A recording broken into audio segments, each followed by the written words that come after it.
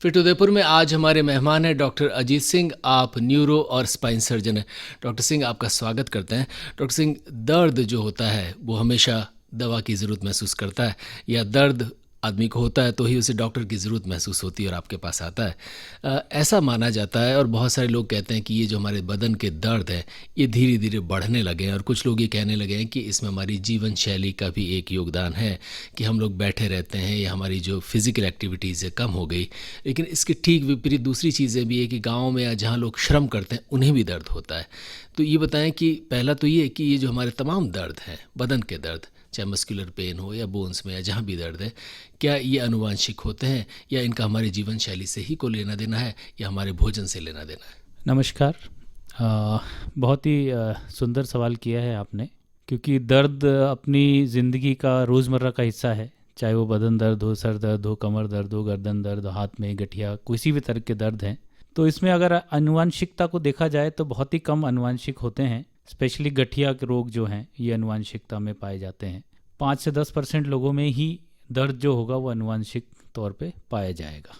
और जो दूसरा आपने सवाल किया है कि जीवन शैली, डेफिनेटली 90% जो दर्द हैं अपने वो जीवन शैली से ही अपने बढ़े हैं। समय के साथ बढ़ने का कारण यही रहा है, क्योंकि अपनी अब भागती दौड़ती ज़िंदगी में अपन समय निकाल नहीं पाते हैं। समय के लिए समय, अपन एक्सरसाइज के लिए समय नहीं निकाल पाते हैं, या अगर अपन कोशिश भी करते हैं कि भाई रेगुलर रहें तो रेगुलर रह नहीं पाते हैं, क्योंकि अपना खुद का ही टाइम डिसाइडेड नहीं है। कब अपन काम पे जाते हैं, कब आते हैं, इसका भी अभी कुछ समय स्पेसिफाइड नहीं रहा है। तो इस वजह से अपन कुछ भी स्पेसिफाइड एक्सरसाइज नहीं कर पाते हैं। प्लस आज की जो लाइफस्टाइल है वो ऑफिस तक सीमित हो गई है। तो मैक्सिमम ऑफिस में आपके एक कमरे में आप सीमित रहेंगे। वहाँ पे एक चेयर होगी, टेबल होगी जिस पे आप बैठे रहेंगे। सामने आपके एक कंप्यूटर की स्क्रीन होगी जिस पे आप काम करते रहेंगे। अगर उससे आप निकले हैं तो आप मोबाइल में लगेंगे। तो इस तरह आप गैजेट्स के अंदर आप डूबे रहते हैं, और इस वजह से आपको अपनी जो गुड पोस्चर है, जो अपना अच्छा पोस्चर है स्पाइन का या गर्दन का, उसका ध्यान नहीं रख पाते, और धीरे धीरे आप स्थायी रूप से दर्द का शिकार हो जाते हैं। लेकिन बहुत सारे ऐसे लोग जो श्रमजीवी भी हैं, जो मेहनत करते हैं, उन्हें भी दर्द होते हैं। इनका हाँ, क्या बिल्कुल कारण है? बिल्कुल सही कहा। वो इसलिए होता है क्योंकि हर आदमी की एक क्षमता होती है। आपकी जैसे एक आप जैसे वेइंग मशीन होती है, उस पर अगर आप 500 किलो रख देंगे तो वो टूट जाएगी। तो उसी तरह आपका शरीर भी एक लिमिटेड वे में वज़न उठाने के लिए बना है।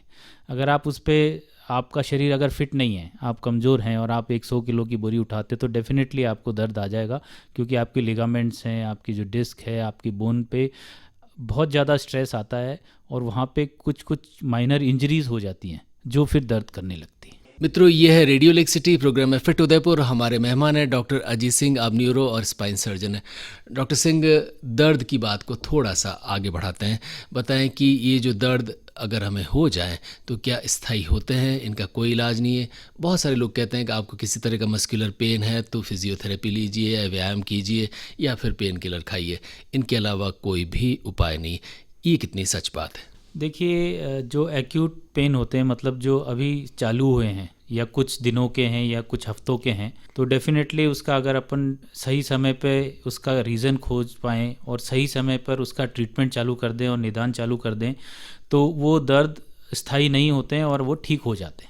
लेकिन अगर कोई अपन ध्यान नहीं दें और अपन मतलब उस रोग पे और उस जो दर्द को अपन दबाते जाएं या पेन किलर खा के अपने हिसाब से इलाज लेते जाएं और उसका कारण ढूंढने की कोशिश नहीं करें, तो धीरे धीरे वो, जैसे मैंने बताया, इंजरीज चलती रहती हैं, वो फिर स्थायी दर्द को मतलब बना देती हैं। तो उसका भी इलाज हो जाता है कि कोई भी दर्द ऐसा नहीं है कि आजकल मेडिकल साइंस में स्थायी हो, लेकिन समय के साथ साथ आपकी दर्द की वजह से आप लोगों से कटने लगते हैं और डिप्रेशन में चले जाते हैं। तो फिर वो कोई भी दवा और किसी भी तरह का जो इलाज है वो कारगर नहीं होता है। तो इससे पहले कि वो बीमारी आपकी मतलब ज़रूरत बन जाए, आपको उससे पहले उसका ट्रीटमेंट करा लेना चाहिए। डॉक्टर सिंह, कुछ दर्द बहुत कॉमन है।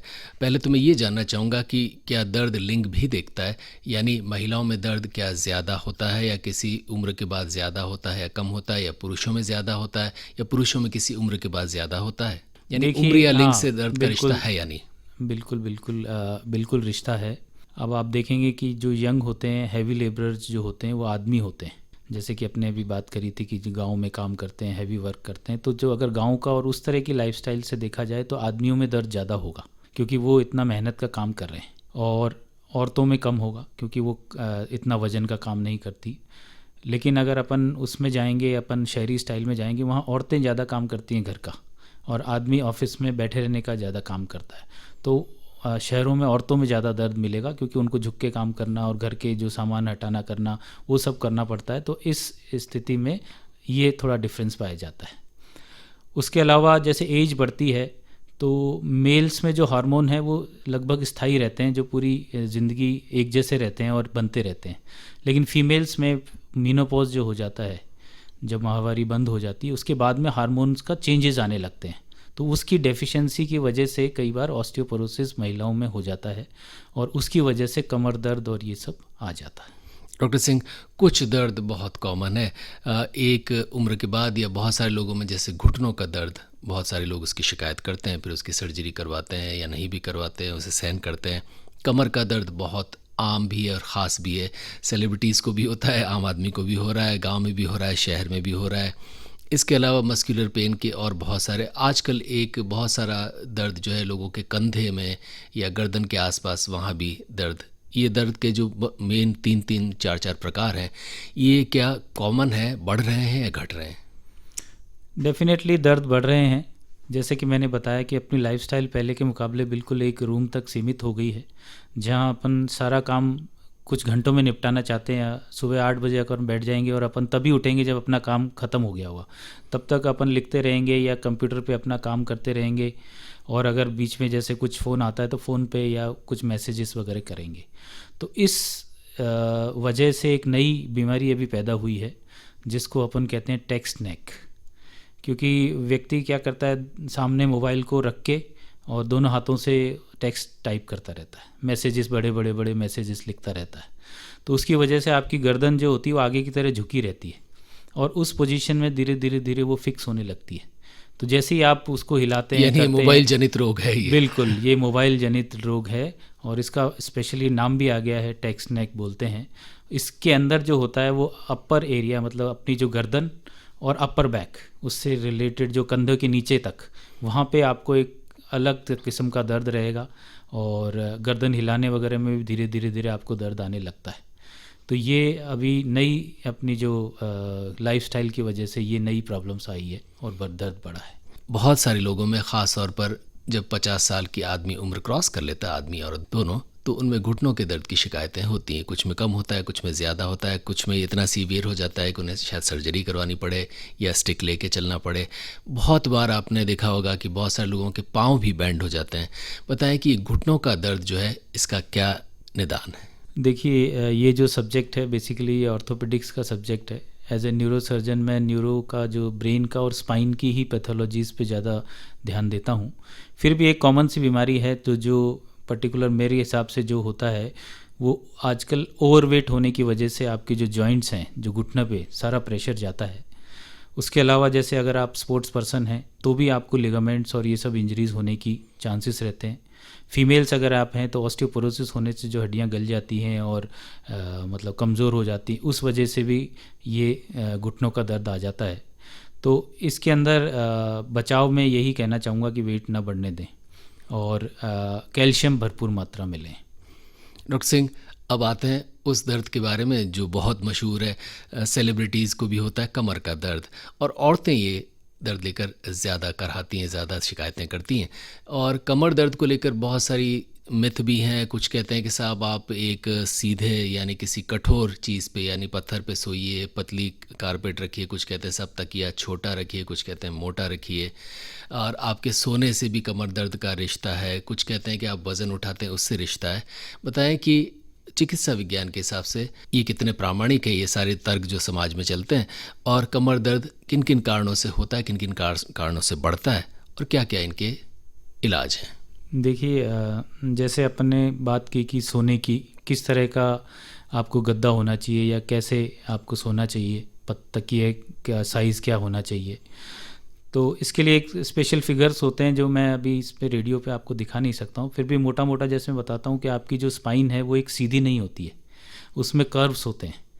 एक सी शेप कर्व होगा गर्दन में, फिर उसका अपोजिट कर्व होगा अपने बीच की जो हिस्सा है रीढ़ की, और फिर नीचे की कमर में एक फिर अगेन सी शेप।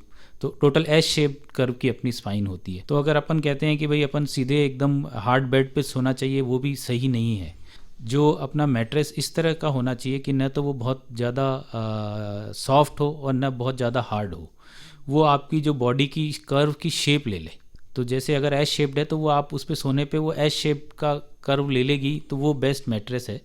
और आप ट्राई कर सकते हो अलग अलग आजकल टाइप ऑफ ऑर्थोपेडिक मैट्रेसेस भी चलते हैं। बिल्कुल, तो आप उसमें भी सॉफ्ट आते हैं, फर्म आते हैं, मीडियम। तो मीडियम जो फर्म होते हैं वो बेस्ट रहते हैं, और आप ट्राई भी कर सकते हो क्योंकि हर बॉडी अलग होती है।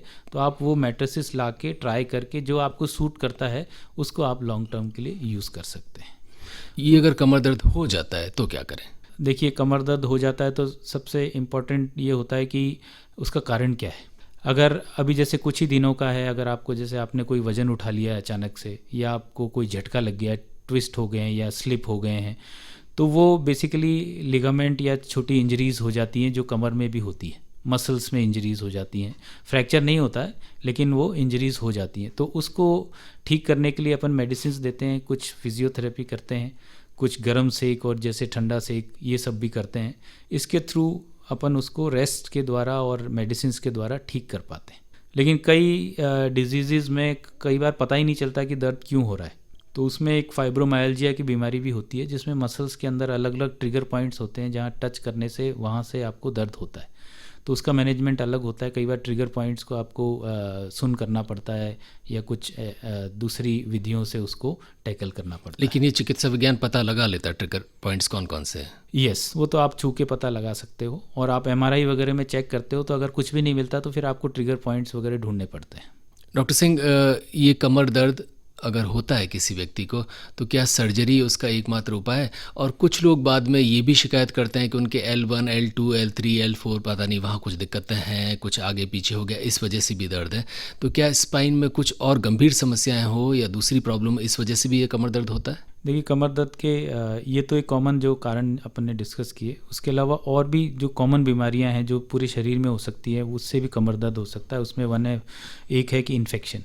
अपने इंडिया में टीबी एक बहुत कॉमन बीमारी है। ज़्यादातर लोग सोचते हैं कि टीबी सिर्फ फेफड़े में होती है, लेकिन टीबी अपने शरीर में किसी भी हिस्से में हो सकती है, और बोन टीबी भी एक बड़ा कारण है कमर दर्द का इंडिया में। उसके अलावा अपनी रीढ़ की हड्डी में कैंसर भी फैल सकता है, कैंसर पैदा भी हो सकता है। तो कहीं पे भी बॉडी में अगर कैंसर है, कमर दर्द है, तो आपको चेकअप कराना चाहिए कि कहीं वो आपकी रीढ़ की हड्डी में तो नहीं फैल गया। उसके अलावा बोन्स अगर कमज़ोर हो जाती हैं, ऑस्टियोपोरोसिस जिसको बोलते हैं, उसकी वजह से भी आपको कमर दर्द रह सकता है। प्लस पोस्चर के हिसाब से मैंने आपको बताया ही है कि अगर गलत पोस्चर में रहेंगे तो आपको कमर दर्द हो सकता है। तो ये मोटे मोटे कारण हैं। डॉक्टर सिंह, इन तमाम दर्द का इलाज क्या पेन किलर ही है या सर्जरी भी हमें करवानी पड़ सकती है? देखिए, क्या पैथोलॉजी है उस पर डिपेंड करता है। 90% जो कुछ हफ्तों के पेन हैं वो दवाई से ठीक हो जाते हैं। 90% केसेस में आपको सर्जरी की ज़रूरत नहीं पड़ती और कोई इन्वेस्टिगेशन की भी ज़रूरत नहीं पड़ती। मतलब अगर आपको अभी तुरंत पेन हुआ है या कोई झटका आ गया है तो आपको तुरंत दौड़ के डॉक्टर के पास एमआरआई कराने के लिए नहीं जाना चाहिए। बहुत सारे लोग आते हैं कि भाई मेरे एमआरआई करा के देख लीजिए या एक्सरे करा के देख लीजिए, वो बिल्कुल भी नेसेसरी नहीं है। एक्यूट स्टेजेस में 2-3 हफ्ते के पेन में आपको कोई भी इन्वेस्टिगेशन की ज़रूरत नहीं है। आपको दवाई दी जाएगी, आपको इलाज किया जाएगा। 90% लोग बिल्कुल आराम से ठीक हो सकते हैं। 10% लोग जो ठीक नहीं हो पा रहे हैं उसमें सारे इन्वेस्टिगेशंस की ज़रूरत होती है, जिसमें आप एमआरआई भी करेंगे, एक्सरे भी करेंगे, कुछ B12 विटामिन्स वगैरह की भी चेकअप करेंगे, ब्लड वगैरह का चेकअप करेंगे, इन्फेक्शंस का चेकअप करेंगे। ये सारा चेकअप सेकेंडरी स्टेज में, शुरू में जाते ही सब क्योंकि कुछ भी नहीं आता है तो अननेसेसरी इन्वेस्टिगेशंस कराने की ज़रूरत नहीं होती है। ये रेडियो लेक सिटी है, हमारे साथ हैं डॉक्टर अजीत सिंह, आप स्पाइन और न्यूरो सर्जन हैं। डॉक्टर सिंह, रीढ़ की हड्डी की थोड़ी सी बात और करते हैं। ये बताएं कि रीढ़ की हड्डी में कौन कौन सी प्रमुख समस्याएं आती हैं। और एक हमारे यहाँ पर एक आम सी बात है जो गांव में शहरों में सब जगह बोलते हैं, चणक आ गई, यानी किसी ने कोई बाल्टी भारी बाल्टी उठा ली या कोई वज़न उठा लिया तो एकाएक उसे कुछ ऐसा लगता है कि कुछ हुआ है। और ये दर्द कई बार माइग्रेट भी होता है, कभी एक जगह दूसरी जगह, तो बताएं कि ये रीढ़ की हड्डी की कौन कौन सी समस्याएं प्रमुख हैं, और उसके साथ साथ क्या अगर कोई वज़न उठा लेते हैं इससे भी समस्या हो सकती है, गंभीर हो सकती है? बिल्कुल, जैसा कि मैंने कहा कि अचानक से हुए दर्द, उसमें सबसे मोस्ट कॉमन जो कारण होता है, सबसे आम कारण होता है गलत तरीके से वज़न उठाना। अगर आप बिल्कुल बेंड होके 90 डिग्री बेंड होके आप अगर वज़न उठाएंगे तो वो जो सारा जो प्रेशर है वो उस लेवल पे जाता है, उस 90 डिग्री बेंड पे जाता है, तो वो उस जगह से स्लिप डिस्क होने की संभावनाएं बन जाती है।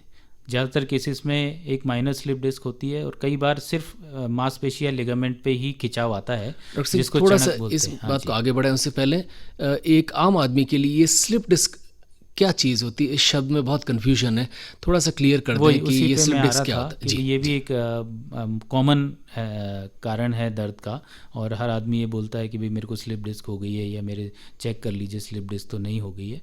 तो अपनी जो स्पाइन है वो बनी हुई है वर्टिब्रा बोन और उसके बीच में डिस्क, जिसकी वजह से फ्लेक्सिबिलिटी आती है। अगर सीधी सिंपल एक सीधी बोन होगी तो वो मुड़ नहीं पाएगी, तो उसको मोड़ने के लिए या उसको फ्लेक्सिबल बनाने के लिए बीच में डिस्क जेल फॉर्म में होती है, वो रखी गई है। तो सारा जो वेट है वो बोन्स पे आता है, और ये जो डिस्क है वो शॉक एब्जॉर्बर की तरह काम करती हैं और मुड़ने में काम आती है। तो अगर आप गलत तरीके से वज़न उठाएंगे, आपके जैसे अगर वर्टिब्रा 33 वर्टिब्रा है, बीच में उनके डिस्क हैं, अगर आप सीधे यहाँ पर कमर रख के और वज़न उठाएंगे तो इक्वली डिस्ट्रीब्यूट होगा 33 वर्टिब्रास में। लेकिन अगर आप झुक के 90 डिग्री बेंड होके वज़न उठाएंगे तो सिंगल वर्टिब्रा पे सारा वेट आएगा। तो एक 100 kg वेट आ रहा है डिस्ट्रीब्यूट 30 में या 33 में, एक आ रहा है सिंगल पे। तो उस टाइम क्या होता है, जो अपनी शॉक एब्जॉर्बर डिस्क होती है उसके अंदर साइड में कुछ कुछ गैप होते हैं, उससे वो जेल बाहर आ जाता है, उसी को अपन स्लिप डिस्क बोलते हैं। वो जेल बाहर आते ही उस अपने स्पाइन से नर्व्स निकलती है, उसको दबा देता है। उसकी वजह से जो अपने रेडिएटिंग पेन होता है, या इसको साइटिका भी बोलते हैं, वो शुरू हो जाता है। अगर माइनर है तो कुछ समय दवाई और इसके साथ में ठीक हो जाता है, लेकिन अगर मेजर है, बहुत बड़ी डिस्क, बहुत बड़ा जेल बाहर निकल गया है, तो आपको अलग से सिम्टम्स आएंगे, मतलब वो इमरजेंसी होगी। और आपको वो ये हमेशा ध्यान रखना चाहिए कि ये मैं बताने वाला हूँ, आप चाहे इसको नोट भी कर सकते हैं कि अगर ऐसा हो तो तुरंत आपको डॉक्टर के पास जाना चाहिए, और डॉक्टर के हिसाब से जो जांचें और इलाज कराना चाहिए। उसमें आपको घर पे बैठ के इलाज नहीं कराना चाहिए। तो सबसे इम्पॉर्टेंट है कि अगर आपको असहनीय दर्द हो, आप ना बैठ पा रहे हैं, ना चल पा रहे हैं, ना लेट पा रहे हैं, हर वक्त आपको अगर दर्द बना हुआ है, तो तुरंत डॉक्टर के पास जाएं। अगर आपका पंजा लटक गया है, आपको वीकनेस हो रही है, आप चप्पल नहीं पहन पा रहे या चप्पल निकलती जा रही है, तो भी आपको तुरंत जाना चाहिए, नहीं तो ये वीकनेस परमानेंट हो सकती है। उसके अलावा अगर आपको दर्द रात में हो रहा है, यूजुअली रेस्ट करने से दर्द कम होना चाहिए, लेकिन कई डिजीज़ जैसे इन्फेक्शन और कैंसर में आप रात को सोते टाइम भी इतना दर्द होगा, असहनीय दर्द होगा, तो फिर आपको डॉक्टर से मिलना चाहिए। और अगर आपको यूरिन और आपकी लैट्रिन पे कंट्रोल नहीं है, आपको अनजाने में ही पास हो रहा है यूरिन, या आप यूरिन पास ही नहीं कर पा रहे हैं, तो आपको तुरंत डॉक्टर से मिलना चाहिए। ये भी एक नस दबने का बड़ा कारण है स्लिप डिस्क। तो अगर तुरंत 48 आवर्स में अगर इलाज ना लिया जाए तो ये सिम्टम्स परमानेंट हो सकते हैं, आपकी ब्लैडर और बावल परमानेंटली आप जा सकते हैं। अगर ये स्लिप डिस्क किसी व्यक्ति को हो गया है तो क्या आप तक आना ज़रूरी है? यही मैं कह रहा हूँ, अगर आपके पास सिम्टम्स माइनर हैं कि हल्का ही दर्द है और आपने तो जैसे अपने आप ठीक हो जाएगा? वो अपने आप ठीक हो जाता है 90% केसेस में। अगर आप रेस्ट लेंगे और कुछ दर्द की जो नॉर्मल दवाई लेंगे और अच्छी एक्सरसाइजेज जो आपको फिजियोथेरेपी बोलते हैं, क्योंकि कई बार मैं लोगों से बोलता हूँ कि आप फिजियोथेरेपी या बैक की एक्सरसाइज करिए, तो वो कहते हैं कि नहीं, हम तो पूरे दिन काम करते हैं, हम तो कुछ ना कुछ काम करते ही रहते हैं, बहुत मेहनत का काम करते हैं, पर उससे नहीं होता है। आपको स्पेसिफिक कमर की एक्सरसाइज करनी होगी, तभी आपकी कमज़ोर जो कमर है वो मजबूत बनेगी। जैसे खान पान अपन स्पेशल डाइट लेते हैं, वैसे ही स्पेशल आपको फिजियोथेरेपी लेनी पड़ती है। डॉक्टर सिंह, ये सुन्न होना भी बहुत सारे लोग शिकायत करते हैं कि जैसे क्या थाइस का कोई हिस्सा सुन्न हो गया है या पाँव में झंझनाहट हो रही है, ये किन चीज़ों के संकेत हैं? देखिए, जैसे कि मैंने बताया अभी, तो एक स्लिप डिस्क का एक हो सकता है। उसके अलावा उम्र के साथ आपके जो बोन्स के जॉइंट्स हैं, जैसे स्पाइन के जॉइंट्स हैं, वो मोटे हो जाते हैं, घिस जाते हैं, वो भी नस को दबाते हैं। उसके अलावा कई बार एक स्लिप वर्टिब्रा नाम की बीमारी भी होती है। स्लिप डिस्क होती है और एक स्लिप वर्टिब्रा होती है जिसमें आपकी हड्डी खिसक जाती है हड्डी के ऊपर से, तो उसकी वजह से भी नस दब जाती है। तो उसमें तो आपको ऑपरेशन कराना ही पड़ता है क्योंकि वो कभी भी हड्डी वापस नहीं आती है। तो उसको अगर आपको असहनीय दर्द है या आपकी रोज़मर्रा की ज़िंदगी में प्रॉब्लम है तो उसमें एक सर्जरी ही विकल्प होता है। उसके अलावा बहुत सारी ऐसी बीमारियां जो नर्व्स को अफेक्ट करती हैं, उसमें सबसे कॉमन है डायबिटीज़। अगर आपको डायबिटीज़ है तो आपको सुनपन की बीमारी हो सकती है क्योंकि नर्व डैमेज कर सकती है और वो पूरे बॉडी को, जैसे आँखों को डैमेज कर सकती है, गुर्दे को डैमेज कर सकती है, हार्ट को डैमेज कर सकती है। तो अगर आपको डायबिटीज़ है तो उसका कंट्रोल करना बहुत ज़रूरी है, वरना आपको ये परमानेंटली, जिसको डायबिटिक न्यूरोपैथी बोलते हैं, वो हो जाती है और सुनपन हो जाता है। मित्रों, ये रेडियो लेक सिटी है, प्रोग्राम है फिट उदयपुर और हमारे ख़ास मेहमान डॉक्टर अजीत सिंह, आप स्पाइन और न्यूरो सर्जन हैं।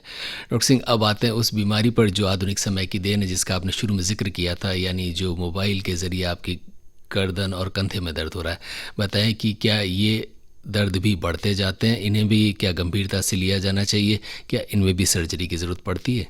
यस, इसको बिल्कुल भी गंभीरता से लेना चाहिए क्योंकि इसकी वजह से धीरे धीरे आपकी स्पाइन के कर्वेचर में चेंजेस आ जाते हैं। धीरे धीरे फिर वो दर्द स्थायी हो जाता है क्योंकि कर्वेचर जो स्पाइन का सी शेप था वो उल्टा हो जाता है। उसकी वजह से जो नस पीछे से जा रही थी उसके ऊपर हड्डी का दबाव बनने लगता है। तो आपको हर वक्त बैठने पे या जैसे काम करने पे आपको दर्द होता रहेगा गर्दन में, और वो धीरे धीरे कंधों में और ऊपर की बैक में चला जाता है। तो ये एक कॉमन सी बीमारी बनती जा रही है। अगर अपन इसको समय पे ध्यान नहीं देंगे तो ये स्थायी रूप से, और इसका इलाज करना काफ़ी मुश्किल हो जाता है। फिर वो कॉम्प्लिकेटेड सर्जरीज करनी पड़ती है आपकी, जो पोस्चर को ठीक करने के लिए। अगर ये स्थायी हो चुका है, यानी किसी को 2 साल, 4 साल, 5 साल से दर्द है, तो क्या ये गंभीर, और ऐसे में क्या मात्र सर्जरी ही इसका उपाय है? वो MRI और दूसरी जांचों पे डिसाइड होता है कि इसमें सर्जरी कितनी फ़ायदेमंद होगी और क्या ये फिज़ियोथेरेपी से ठीक हो सकता है, क्या ये दवाओं से ठीक हो सकता है। वो सब MRI पे डिसीजन होता है। फर्स्ट कोई भी इलाज होता है वो दवाई और फिज़ियोथेरेपी के द्वारा ही किया जाता है। वो अगर काम कारगर नहीं हो रहा है तो फिर सर्जरी का ऑप्शन दिया जाता है। सर्जरी आपकी हेल्प करती है। अगर आप फिर से वही सब लाइफस्टाइल में चले जाएंगे तो वापस से आपको दर्द आ जाएगा। तो वो सर्जरी का फेलियर नहीं है, वो आपका ध्यान रखने का फेलियर है। ज़्यादातर लोग की प्रॉब्लम्स यही है कि सब लोग ये मतलब नेगेटिव मानते हैं कि अगर स्पाइन की सर्जरी कराई तो आप या बिस्तर पे आ जाएंगे या लकवा हो जाएगा। ऐसा बिल्कुल भी नहीं है। आजकल की जो लेटेस्ट टेक्नोलॉजीज़ में आपको बेड रेस्ट की भी ज़रूरत नहीं है। हम लोग दूरबीन द्वारा ऑपरेशन करते हैं और अगले ही दिन चला फिरा के आपको घुमा के घर भेजते हैं। लेकिन आपको ध्यान रखना पड़ता है कि भविष्य में ये बीमारी दोबारा ना आए। तो जैसे सर्विसिंग होती है गाड़ी की, ऐसी बॉडी की भी सर्विसिंग हो जाती है, आपको रेडी किया जाता है। लेकिन अगर आप गड्ढे में गाड़ी डालते रहेंगे और ध्यान नहीं रखेंगे खान पान का, डेली लाइफस्टाइल का, तो ये दर्द दोबारा आ जाता है। क्योंकि ये जो दर्द आया था तब पहले कोई सर्जरी नहीं हुई थी, तो उसका कोई सर्जरी से लिंक नहीं था, लिंक आपकी लाइफस्टाइल से था। उसको अगर आप सही रखेंगे और ध्यान रखेंगे तो डेफिनेटली आपको कभी दर्द नहीं आएगा। थोड़ा सा ये भी बताएं कि हमारी रीढ़ की हड्डी, उसमें समस्याएं होती है माना, लेकिन क्या क्या हम आम तौर पर या हमारी जीवन शैली में किन किन आदतों को हम डाल दें जिस वजह से हमें स्पाइन की दिक्कत कम हो या ना हो? देखिए, कोई भी रोग का इलाज तो होता ही है, लेकिन सबसे महत्वपूर्ण इलाज है प्रिवेंशन। प्रिवेंशन अगर आप कर लेंगे तो वो बीमारी आएगी नहीं, और वही सबसे बढ़िया इलाज है कि उस बीमारी को आना ही ना दिया जाए। तो इसके लिए अपने को एक हेल्दी लाइफस्टाइल अपनानी पड़ेगी। शुरू से अपन सुनते हैं early to bed early to rise, उल्टा हो गया, ध्यान रखना पड़ेगा। लेट टू बेड तो आज की लाइफस्टाइल को अपन को बदलना पड़ेगा कि लेट टू बेड ना हो। क्योंकि अगर आप रात से ही लेट हो जाते हैं, पूरे दिन लेट हो जाते हैं, तो आप मेंटली थक जाते हैं। अब तो डॉक्टर सिंह इतना अजीब हो गया मामला कि लोग जो नवजात शिशु हैं वो 12-12, 2-2 बजे तक नहीं सोते हैं। माँ बाप शिकायतें करते हैं कि बच्चा नहीं सो रहा, इस वजह से हम नहीं, यानी बच्चे भी अब लेट टू वो इसीलिए क्योंकि अपने पास गैजेट्स आ गए हैं। हर वक्त अपन या तो मोबाइल रात में भी चलाते रहेंगे, उससे लाइट बनी रहती है घर में, या टीवी चलाएंगे, या किसी को कुछ शांति चाहिए तो वो अपने रूम में जाके अपने हिसाब से म्यूज़िक वगैरह सुन रहा है। तो उसकी वजह से बच्चे भी इफ़ेक्ट होते हैं और वही देखते हैं। और अगर आप रात को 10 बजे घर की लाइटें बंद कर देंगे तो डेफिनेटली 1-2 दिन थोड़ी परेशानी होगी, लेकिन एक बार आपका रूटीन बन जाएगा तो आपको डेफिनेटली 10 बजे रोज़ नींद आने लगेगी। इसके अलावा जीवन शैली में और क्या क्या चीज़ें, भोजन में या हमारे उठने बैठने में किन किन चीज़ों का समावेश करें ताकि ये दर्द या हमारी रीढ़ की हड्डी हमेशा स्वस्थ और मजबूत बनी मैंने रहे। बताया कि अपने ऑफिस के अंदर भी अपने को कुछ ऑफिस एक्सरसाइजेस वो ध्यान रखनी चाहिए कि हर 30 मिनट में एक तो अपने को अपनी जगह और पोस्चर बदलना चाहिए। आप चाहे 5 मिनट के लिए पानी पीने उठें और अपने उसी रूम में एक चक्कर लगा लें और फिर वापस आके बैठ जाएं। उससे आपकी जो स्पाइन है उस पर जो लोड बना हुआ है वो कम हो जाता है। और कोशिश करें अगर थोड़ा सा लेटने का 2 मिनट का भी अगर समय को मिल पाए तो कहीं पे भी लेट सकते हैं आप। बीच में रेस्ट लेना बहुत ज़रूरी है। उससे आपकी जो स्पाइन का कर्वेचर और पोस्चर ठीक होगा और दर्द नहीं बनेगा। उसके अलावा जैसे कि कुछ ऐसी एक्सरसाइजेज हैं जैसे नेक की है, जो गर्दन दर्द आता है तो आप ऑफिस में बैठे बैठे भी कभी भी कर सकते हैं। बहुत ही सिंपल एक्सरसाइजेज हैं जिसमें आपको हर मूवमेंट करनी है, आगे झुकानी है, पीछे ले जानी है, साइड में ले जानी है। ये कसरत आपको जब भी ध्यान आए आप कर सकते हैं। उसके अलावा कमर के लिए कुछ स्पेशल एक्सरसाइजेज होती है जो आप घर पे जाके लेटे लेटे करनी है। इसमें कोई वज़न नहीं उठाना है, कोई कुछ नहीं करना है कि लोग एक्सरसाइज के नाम से सोचते हैं कि मुझे दौड़ने जाना पड़ेगा या मुझे कोई जिम जाना पड़ेगा। कुछ भी नहीं करना है आपको। कुछ होममेड एक्सरसाइजेज हैं, अगर आप वो डेली करेंगे तो आपकी कमर मजबूत बनी रहेगी। उसके अलावा खान पान बहुत ही आवश्यक है क्योंकि अपनी जो रिक्वायरमेंट है कैल्शियम की वो पूरी होनी चाहिए। तो ये जो कैल्शियम मेनली मिलता है अपने को दूध और उसके प्रोडक्ट से, दूध, दही, छाछ, ये मेन प्रोडक्ट्स होते हैं। ये आप अपने लाइफ दिनचर्या में शामिल कीजिए। हो सके तो रोज़ 2 गिलास लेकिन दूध आजकल पीजिए। बहुत सारे लोग वेगन हो गए हैं, वो दूध के प्रोडक्ट्स, उन्हें क्या कहेंगे? उनके लिए जो हरी सब्जियां हैं या फ्रूट्स हैं वो सब चीज़ें, उनमें भी कैल्शियम मिलता है। उसके अलावा आपको जैसे धूप में बैठना, धूप में एक्सपोजर बहुत ज़रूरी है। अब कई लोग कहते हैं कि मैं ना पूरे दिन धूप में काम करता हूँ, फिर मेरे डेफिशिएंसी कैसे होगी या मैं तो एक्सपोज रहता हूँ। लेकिन वो एक्सपोज आप इस तरह रहते हैं कि आपने अपने आप को धूप से बचाने के सारे उपकरण पहन रखे होते हैं, आपने कपड़े इस तरह पहन रखे होते हैं, सर पे भी ओढ़ रखा होता है, तो आपको बॉडी का जो स्किन एक्सपोज ही कहीं नहीं होती है, तो वो विटामिन डी मिलता ही नहीं है। ऑल्दो आप पूरे दिन बाहर ही रहे घर से, तो वो आपको इस तरह होना चाहिए कि आपकी बॉडी एक्सपोज हो, तभी विटामिन डी मिल पाएगा, जिसको अपन सन बाथ बोलते हैं या बीचेस पे लोग लेटे रहते हैं, तभी मिल पाता है। तो आपको घर में लेटना पड़ेगा धूप। आप इस वक्त रेडियो लेक सिटी के साथ हैं और रेडियो लेक सिटी के साथ हैं डॉक्टर अजीत सिंह, स्पाइन और न्यूरोसर्जन। डॉक्टर सिंह, आजकल एक चीज़ बहुत कॉमन ही और जिससे आपका राब्ता पड़ता ही पड़ता है, स्पोर्ट्स इंजरीज़। यानी एक तो आपको इंजरी हो गई किसी दूसरे कारण से, लेकिन आप खेल रहे हैं, कोई खिलाड़ी हो से स्पोर्ट्स में सेलिब्रिटी आप देखेंगे कि हर 2 महीने, 4 महीने, 6 महीने में, क्रिकेट में ख़ास तौर पर चीज़ ज़्यादा नज़र आती है कि सचिन तेंदुलकर को एल्बो, टेनिस एल्बो या बहुत सारी चीज़ें होती। ये स्पोर्ट्स इंजरीज़ क्या क्या होती हैं? और अब ये भी देखने में आया कि बहुत सारे लोग जो यंग हैं यानी 40 के अंडर हैं और जिम जा रहे हैं, बहुत सी मसल्स बना रखी है, यकायक उनको हार्ट अटैक आता है और चले जाते हैं।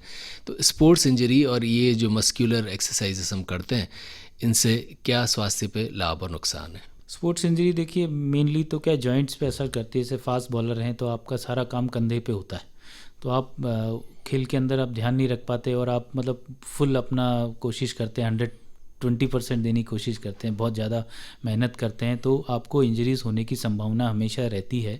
तो उसके लिए आपके जो फिजियोथेरेपिस्ट होते हैं, ट्रेनर होते हैं, वो इस तरह की एक्सरसाइजेज आपको बता के रखते हैं जिससे आपका शोल्डर मजबूत रहे और इस इंजरीज से बचा जा सके।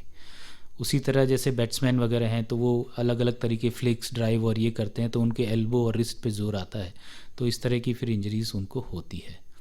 उसके अलावा जो अभी सुनने में आ रहा है हार्ट अटैक्स और वो जिम में हो जाता है या कहीं हो जाता है, तो यही सब ओवर वर्क होने की वजह से होता है। उसके अलावा अभी कोविड का क्या इसका जो लॉन्ग टर्म्स इफ़ेक्ट्स हैं वो अभी किसी को पता नहीं है, तो वो उसका भी धीरे धीरे रिजल्ट्स आएंगे कि क्या इसका कोई कोविड से लेना देना है या नहीं है, या स्टर्नेस एक्सरसाइजेस करने से ही हो रहा है। स्पोर्ट्स इंजरी के जो पेशेंट्स आपके पास आते हैं, क्या उनके लिए सर्जरी एकमात्र उपाय है? जैसे कि मैंने बताया कि पहले डायग्नोसिस होता है कि जैसे अगर टीयर है, फर्स्ट डिग्री है, सेकेंड डिग्री टीयर्स हैं, तो वो यूजुअली एक्सरसाइजेज और दवाओं से ठीक हो जाते हैं।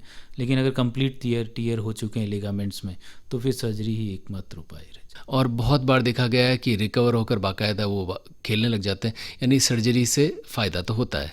बिल्कुल बिल्कुल। तो surgery is a part of treatment, उसको ऐसे डर के नहीं लेना चाहिए। जहाँ ज़रूरत है वहाँ कराएंगे तो डेफिनेटली आपको फ़ायदा होगा।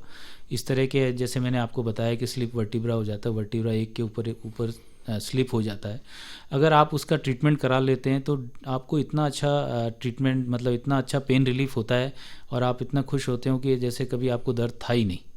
डॉक्टर सिंह, जाते जाते आपके ही क्षेत्र का ये सवाल पूछूंगा कि आपके पास जो सर्जरीज आती हैं उनमें सबसे ज़्यादा कौन सी सर्जरीज होती हैं, यानी किस तरह के मरीज़ सबसे ज़्यादा आपके पास आते हैं? बिल्कुल, जैसा कि मैंने बताया, बहुत ही कॉमन और आम बीमारी है जिसको अपन कमर दर्द या स्लिप डिस्क बोलेंगे। तो ये बहुत ही कॉमन बीमारी, इसी तरह के मरीज मेरे पास बहुत आते हैं और अब दूरबीन की सुविधा होने की वजह से इस तरह की सर्जरीज़ लोग अपनाने लगे हैं और ठीक होने लगे हैं। डॉक्टर सिंह, जाते जाते लेक सिटी के तमाम लोगों को क्या कहेंगे? मैं यही कहूँगा कि अगर आपको अपनी स्पाइन को स्वस्थ रखना है तो आप नियमित रूप से व्यायाम करिए, अच्छा खान पान का ध्यान रखिए, ऑफिस में अच्छी हैबिट्स अपनाइए, तभी आप स्वस्थ रह पाएंगे। डॉक्टर अजीत सिंह, आपका हृदय से आभार।